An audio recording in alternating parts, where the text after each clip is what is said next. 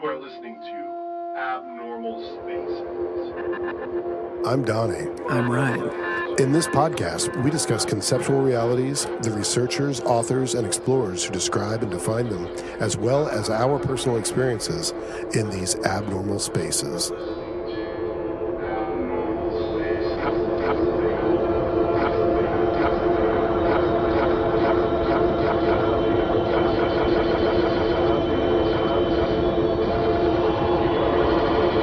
In this episode, we discuss brainwave entrainment, the various methods and devices used, and the benefits of controlling states of consciousness.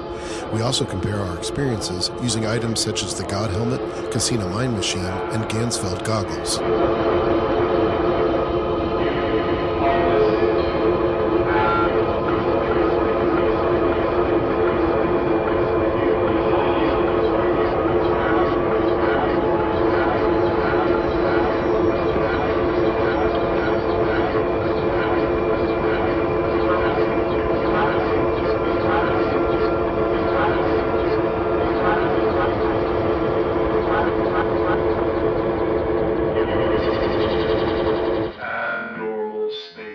Ethan Fries.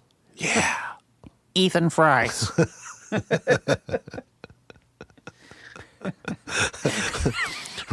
Real quick, there's a Desert Sessions song called Winners. Yeah. And it's just someone reading names out of a yearbook. And in the background, there's this beat, and it's going, winners, winners, winners, winners, winners, winners. And they're like, Dom Perignon. Ethan Fries. Ethan Fries. Eat them fries. Not once, not twice, but thrice. Oh. Thrice fries. Thrice fried. I've been thrice fried plenty of times. I'm thrice fried right now. I like fried thrice. So in the Robert Monroe episode, we had talked about binaural beats using different frequencies in each ear, and then the brain subtracting and reducing it down to the difference between those tones. And when we talked about that, we were talking about brain entrainment and the different devices and different techniques and exercises that you can do to affect your brain waves and your brain state, and then how those affected brain states can then be used to do different things, such as remote viewing. We've talked about remote viewing a couple different times, so I thought it'd be neat to talk about just some of the different methods and different devices that are used to help with that. And when we talked about it, you asked me about the God Helmet, and I had never heard of such a thing, and I thought it sounded cool. And of course, you have a version of it, which is awesome. Of course, I have a version of the God Helmet. It's like a mad laboratory. Yeah. But anyway, so I took it home and I tried it. I messed with it a couple of times, and it was really interesting to me. Not only just in my very limited experience with it, how I felt, but also in reading up on it, some of the things they were able to do with it. So essentially you have and it moves in a spiral, which I love. But all of it does. All of it does. But there's electromagnetic waves, and I love the term, that circumcerebrally... It sounds kind of nasty. I know. It's a circumcerebral rotating magnetic field is what it is. Essentially what it does is it emits this low power magnetic field around your cranium, and it allows the brain to open up in ways that will receive and transmit information telepathically, for lack of a better term. Actually, I think that is the right term. I think it actually suppresses a part of the brain so that when you're awake, you don't have that shield. Okay. Yeah, and I wish that I fucking knew the name of it, because I was going off about it on some episode, or maybe we were just talking and I was like, oh, it suppresses the blah, blah, blah. And then you can sort of dream while you're awake. Oh, okay, yeah. That makes sense because, we've talked about the brain being kind of a governor anyway. Yeah. So it turns that part off. What's neat is, so Michael Persinger, who did a lot of neuroscientific research, especially into extrasensory perception and things like that, he was able to do an experiment where people across the Atlantic Ocean from one another were participating in a game, and they were able to effectively remote view, read each other's minds, etc. And the name of the paper is published in 2016. There were 2 experiments that took place in 2015, and then the paper was published in 2016. The name of the paper is The Potential for Excess Correlation Entanglement Between Flow States in Pairs of Gamers Sharing Specific Circumcerebral Rotating Magnetic Fields. Oh, Yeah. nice. Yeah. So this paper gets published and it can't be refuted. And what they were able to establish is, and it says it all right there, excess correlation. So excess correlation meaning that statistically there were too many correlations to just say, okay, that's an anomaly or they got lucky or whatever. There was an excess of them, meaning that there were so many that the only explanation is that there is some effect that these God helmets are having on these participants in this study. And it's since been replicated. It's also not been retracted and not been critiqued to a level that would cause anyone to question it. So by scientific standards, it appears to be true. And that is really important to me because a lot of times when you speak of this, any kind of ESP or anything like that, it, is pretty quickly dismissed, quackified, et cetera. And I'm like, okay, well, here's a guy who did a study, was able to produce the results twice, and it really doesn't appear that there's anything other than this thing working. And so I think it's really cool. And I wonder, like, what other ways you could get the brain to suppress that veil. And then, like, with practice, what all you could end up doing. I think there's so much, man. I mean, well, first and foremost, you can do it by yourself. Yeah. I mean, like you said, practice, meditation, that's brainwave entrainment. That's all you're doing. The outside factors, like magnetic, electromagnetic factors, sound, even shamanic drumming, all of that stuff, it's all the same thing. It's basically your brain is following a frequency. It's called frequency following response. That's what Monroe called it. And your brain latches on to this thing almost like a pattern recognition. And if that thing is going at a rate where it matches a brainwave state, then it entrains automatically. Yeah. It's interesting all of the different ways that that can actually happen. And that's probably just scratching the surface, man. There's stuff like the light and sound machines that they're doing studies now on 40 hertz, which is a gamma brainwave state, being able to reverse Alzheimer's. Oh, wow. So they play, the tone might be a 40 hertz tone, but it's a binaural tone because you can't hear 40 hertz, really. And then that's synced up with the light, but it flickers there's like a certain pattern. It's only in the left eye for a certain amount of time, and then it's only in the right eye for a certain amount of time. It's really strange. I have the program actually on that Kasina. It's like 20 or 30 minutes, but it's interesting. I don't know. I just made a big mess out of what you were building there. No. You did good. I think it's really interesting that it would focus on one eye for a period and another eye for a period. I wonder how often the hemispheres of our brain need to operate separately from one another, and then how often they need to overlap with one another. And going between the eyes either causes the hemispheres to communicate more or communicate less. That, I don't know. I don't know. It reminds me of something I've been seeing lately where you cover your left eye if you're having like a panic attack or anxiety and you cover your left eye and you look up for 30 seconds and it's supposed to just snap you right out of it. Oh, interesting. Because it turns off the part of your brain that's the fight or flight. Ah, interesting. I don't know that for a fact. I mean, I haven't been able to test it yet. Yeah, but yeah. yeah. That's interesting that would correspond with your right hemisphere. Yeah, I really don't know, Yeah. man. It's an interesting thought because I know like through anxiety and stuff, there's a thing that I learned that basically just grounds you into being where you're at so that your brain isn't doing all this crazy shit. And it's just like you look for 5 things in your environment. You like feel 4 things, hear 3 things, you smell 2 things. And then the 5th part of that is just saying to yourself what you feel like in that moment after you do that. And it's usually like anxiety or worry or fear, or whatever it is, like I'm afraid of this, or Yeah. it works every time. Wow. It's fucking crazy, Yeah, man. that's really cool. Yeah, it's a really good trick for people who are really anxious in a moment. Yeah. It just grounds you in that moment. And I don't know. Well, one thing that I discovered using this God helmet, Well, I mean, this God helmet. I did. Just go back to it. I want to hear it. Well, okay.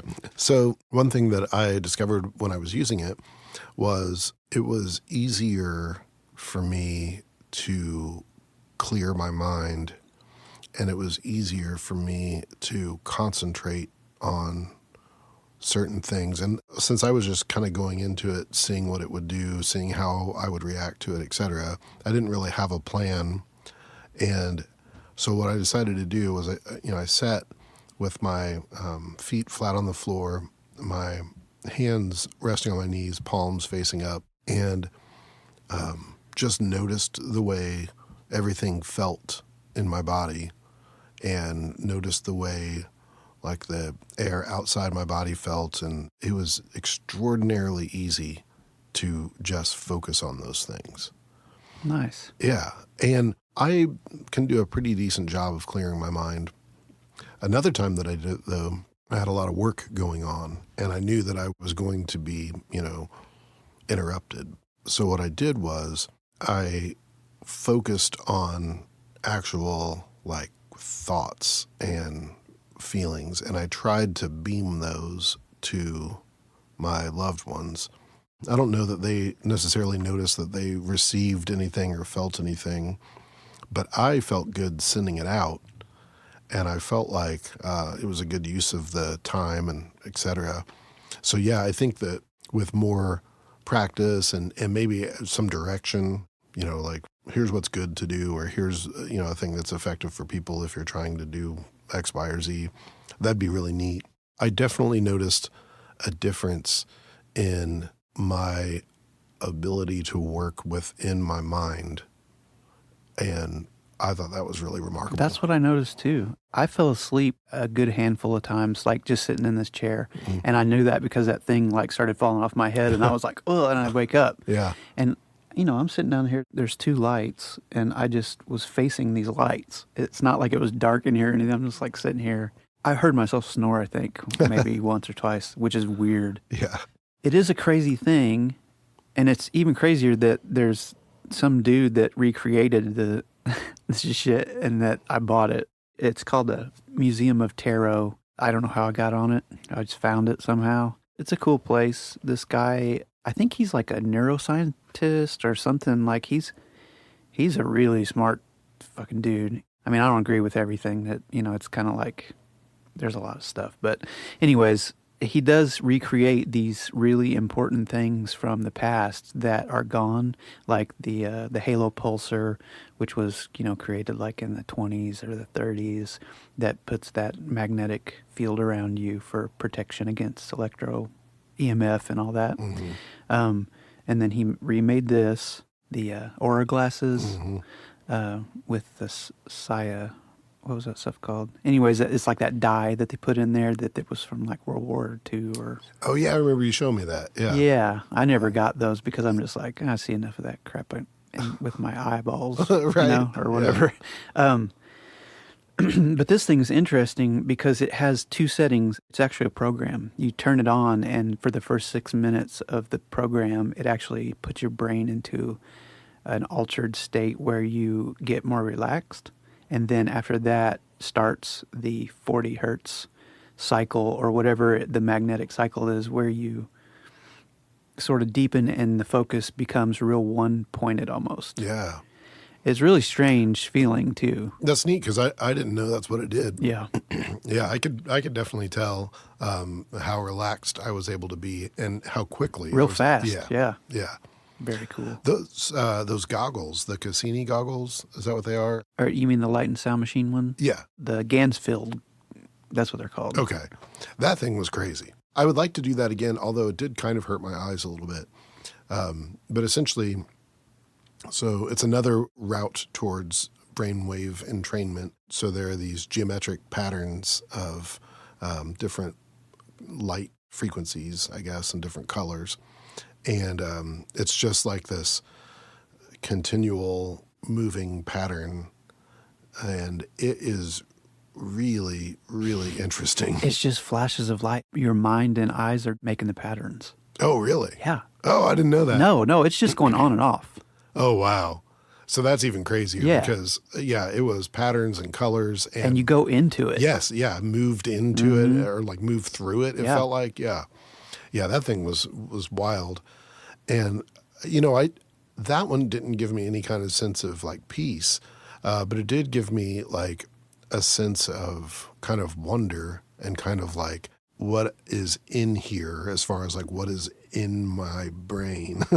Oh my God, dude. I've had the craziest trips on that thing, and it doesn't happen all the time, but man, there have been like certain times where I'm just relaxed enough going in, or whatever the brain state going in is really important. But man, I've gotten terrified that I was going to like just vaporize. Yeah. I became that shit. I mean, I became it. I didn't know I was wearing goggles anymore. I didn't know that I was in a bed. I didn't know anything. Wow. All I knew was that there was just sound and color. Yeah. And I was floating in the middle of it. Yeah. It was the wildest. It's so wild. Yeah, that whole floating thing, like when I did it down here, I really felt like I was in a boat. Yeah. It was a floating thing, and it wasn't going like particularly fast, but it wasn't that slow. But yeah, I felt like I was floating in a boat. I guess it's because I was sitting in a chair maybe instead of like laying on a bed or, outside in the grass or whatever. I bet that would have a difference, that would make you feel differently about it.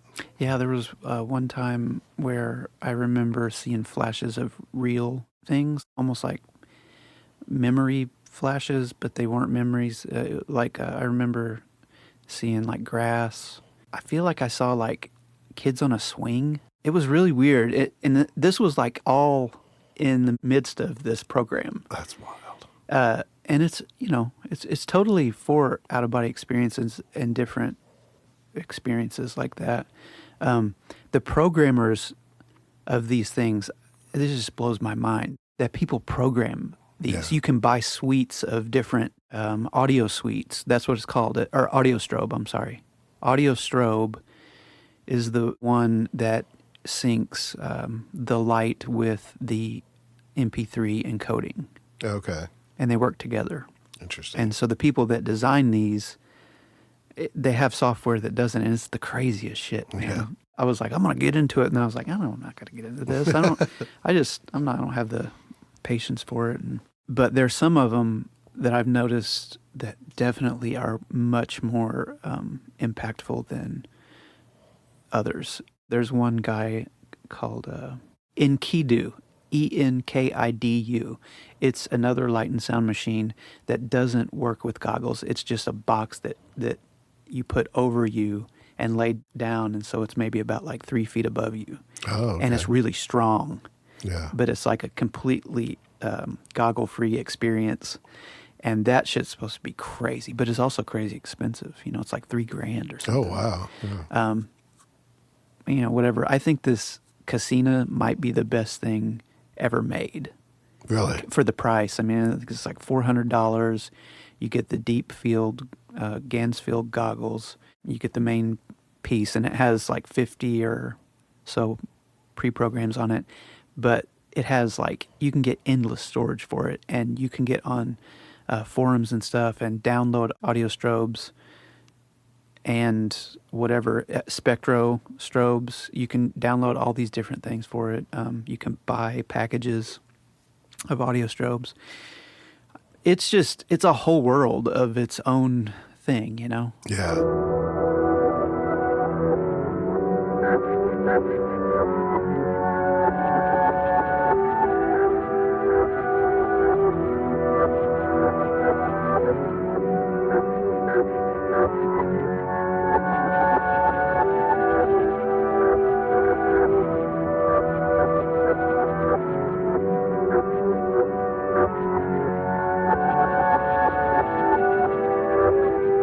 I've never done the light therapy that a lot of people with like PTSD and anxiety and stuff have done. I imagine that there's some similarity in that, because it's still essentially light patterns that cause your brain to wire differently or to bypass certain things or whatever. I used to work with a lady who did the light therapy, and she said it was very helpful for her condition. I can't remember what that's called, EDR. Yeah. So, yeah. Yeah. I think so. Yeah, something like that. But yeah, that was my first thought when I put those goggles on. I was like, oh, I wonder if this is like the EDR thing. And also, I think you had your eyes open. I did both. You did both? Yep. Okay. There's a couple of programs, they're like, that I've found are shocker programs. So like when somebody is first trying it and I'm like, oh, do you want to just see what it can do? Yeah.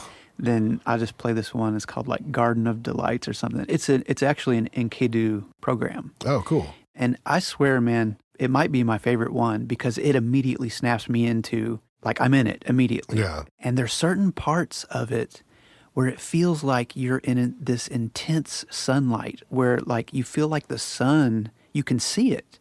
It's like sunlight is up above your head. You can't see the sun, but you can see the rays and you can feel the warmth. It just gets weirder and weirder, man. But I've experienced that a lot. Yeah, it's interesting about feeling the warmth because the brain will make your body feel, and it's so strange to say them as like they're two different things. Yeah. But regardless, like all of the sensations you have, happen in your brain mostly. So like it can create that feeling of warmth. And there isn't that warmth there, but your body doesn't know the difference. Your body thinks, hey, I'm getting warm. And specifically over my, right shoulder or wherever it is. Yeah, totally. That's wild to me. Yeah. And, even like the feeling of movement and the feeling of floating and the feeling of all of it. Oh, yeah. Yeah. Like I said, when I felt like I was kind of in a boat or whatever, I knew I wasn't. And I would remind myself, you're sitting in a chair in the studio, but it really felt like I was on a boat. Yeah. I need to do more of it because I take breaks. I just get bored with it. No, I don't get bored with it. I get on a little kick where I'll do it for like a couple of weeks and then I don't do it for like a couple months and then I'll do it a couple, because it's kind of like, it's like everything like that, Yeah, well, it's really intense. When you asked about whether I had the eyes open or closed, I noticed that when they were open, it's intense. Oh, yeah. And I've got decent eyes, so yeah, it seemed like a lot. But what was neat was when I first closed my eyes, all of the geometric patterns changed color, which you would expect. But then they slowly just kind of went back to the color that it had been before. And that's another thing that I'm like, okay, my brain's just making this up, you know? Yeah, all of the patterns are completely fabricated. That's wild. By your mind. That is so wild. Yeah, because, if you're looking at it, like you were looking at it with your eyes open, there's still pattern there because your eyes are still seeing these pulsations. Yeah. But if you take the glasses off and you just look at them like in front of you, there's none of that. Yeah. Yeah. Yeah, no, I would have expected there to be like, 48 squares in No. each eye, No, because man. that's kind of what it was like for me. It was like a whole field of either squares or like parallelograms or whatever. And I was moving through them or they were moving through me. But yeah. It looks like a DMT trip. Like what I've seen, whenever you see like a thing that's like, this is what a DMT trip is like. Yeah. I'm like, I mean, that's the Kasina to me. Yeah. I think I've only seen one like dramatization of a DMT trip, and it seemed like just shooting into the stars. No, yeah. I mean, this was like big, bubbly, like geometric grid patterns and like morphing. And I'm like, oh, yeah, that's what that is. Yeah. Although I would imagine DMT's probably like that times 1,000. Yeah, Right. I mean, yeah. So, and I'm too scared to do that shit. So. Yeah. I'd probably have to take a vacation or something to do that. I'd have to have like some kind of shaman guide or some shit. Like sit with me. Yeah. Yeah. Push clear. Push forward.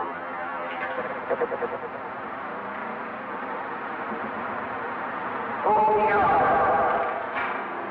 One direction going. Push. Hold. Take off. One step.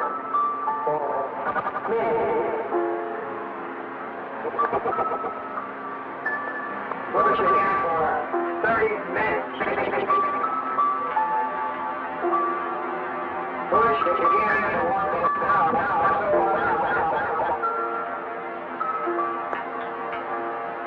And push 8 minutes. It takes hold 8.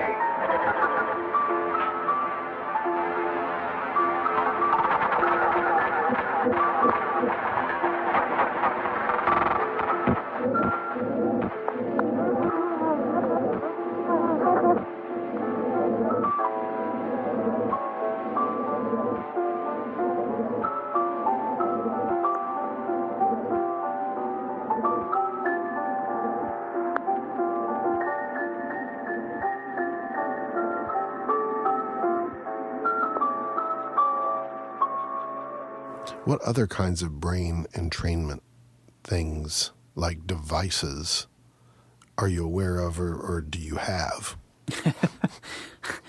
I mean, really, as far as I know, that's pretty much it. There are lots of different devices.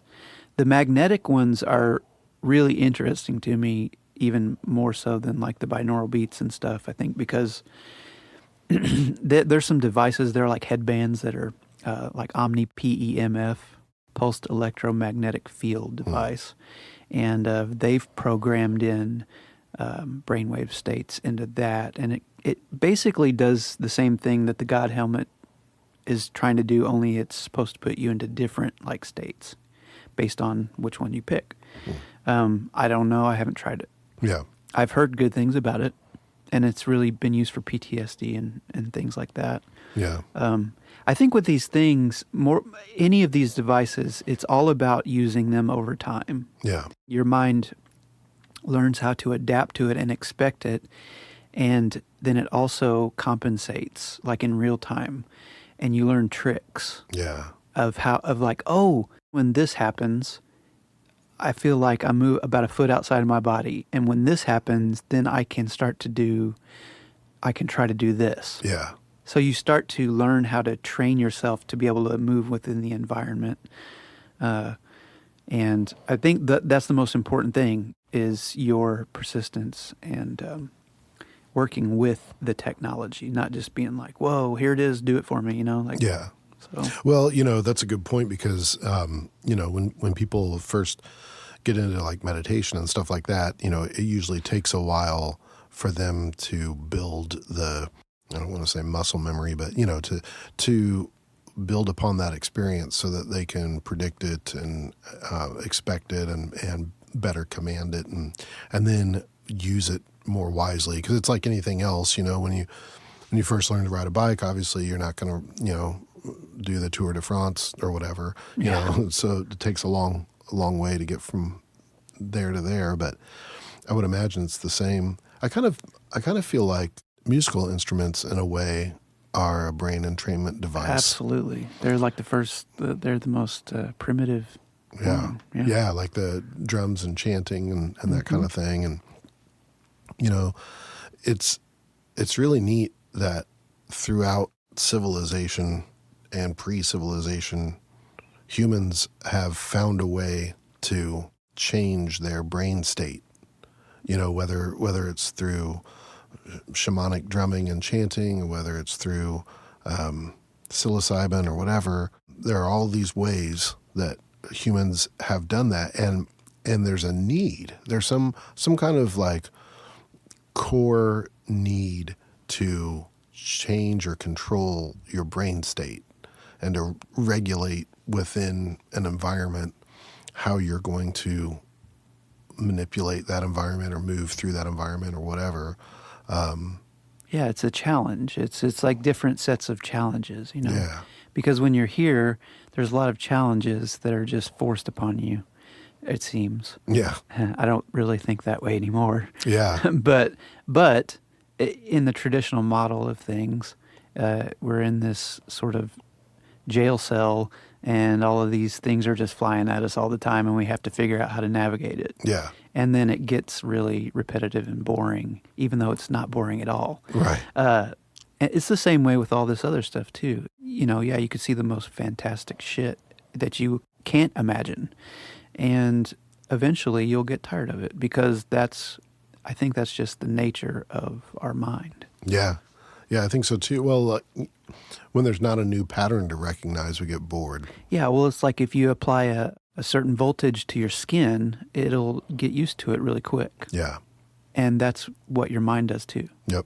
So it's all the same thing. Yeah. Well, I mean, yeah, we're very highly adaptive. Yeah. So, yeah, if you just do something long enough, you'll get used to it. Yeah. But it is fun, though. I look at it as almost like it's just an exploration of the levels and the depth of existence. I mean, because everything is just life, and it's just lifing.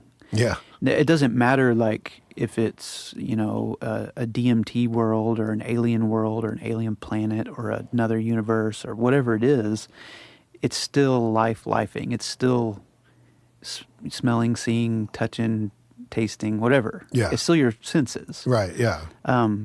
Because that's all you got at the end of the day to know anything. Yeah. Or not even know, but you know what I mean. To experience. Yeah, to experience, it's just your senses. And so, I would say that experiencing is sense. Mm-hmm.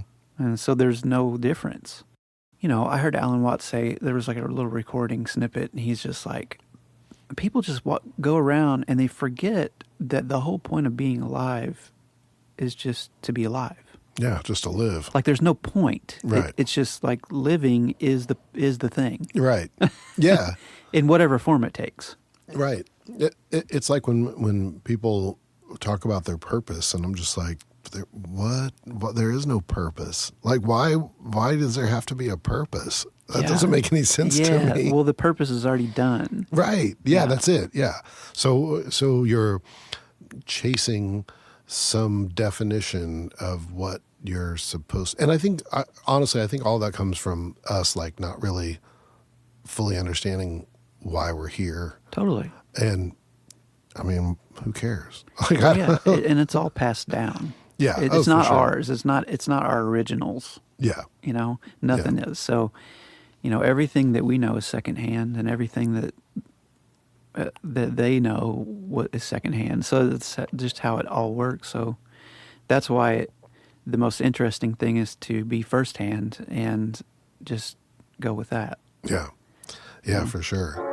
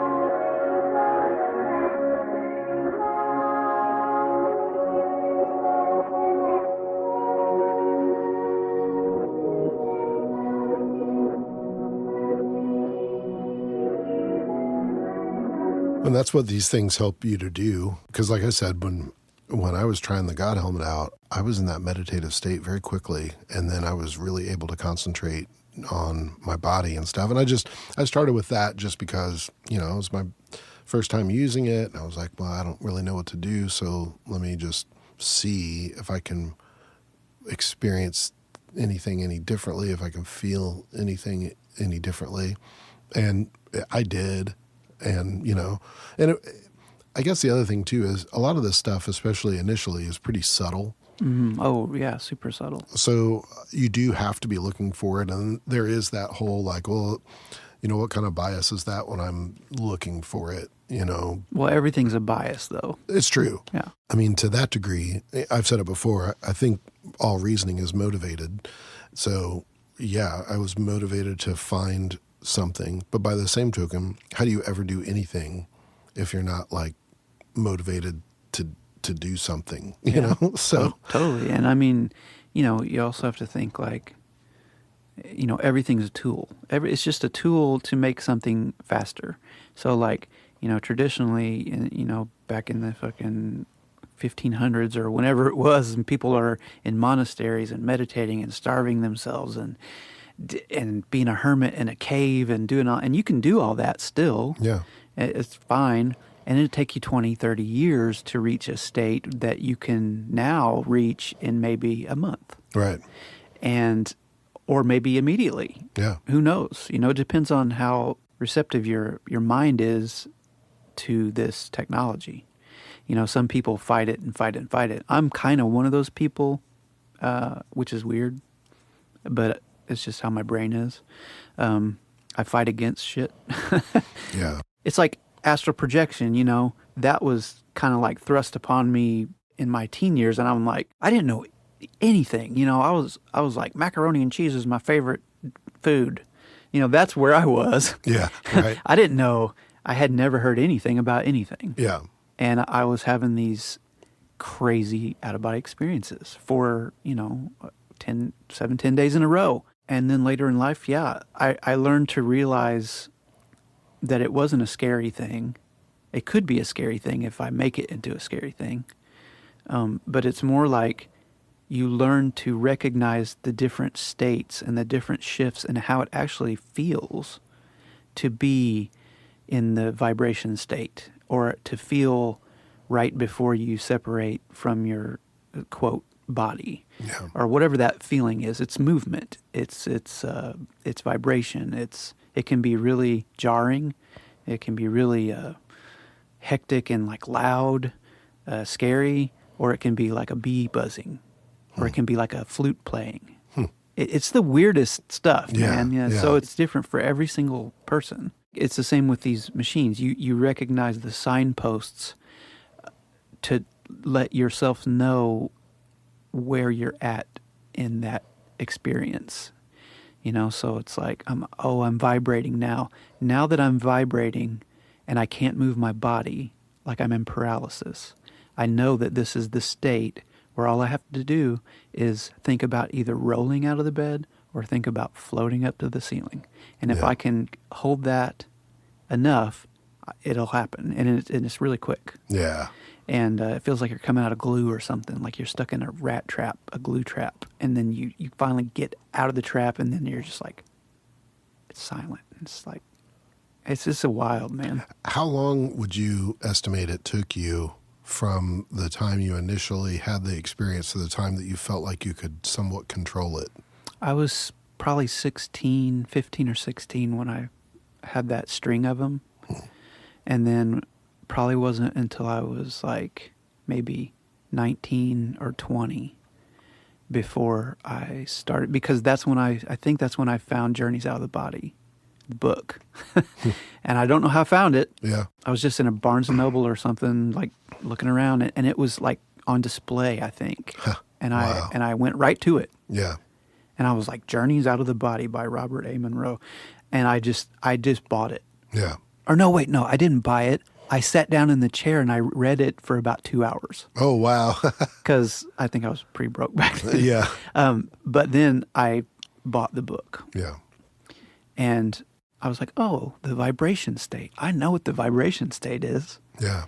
And I was like, oh, paralysis. I know what that is. Yeah. It just put this light on it, and it made it all okay. And that's when I guess I let go more. Yeah. And I was like, it gave me like a hall pass or something to go further. Yeah. You know, I could almost bring it about at will at a point when I was going to sleep.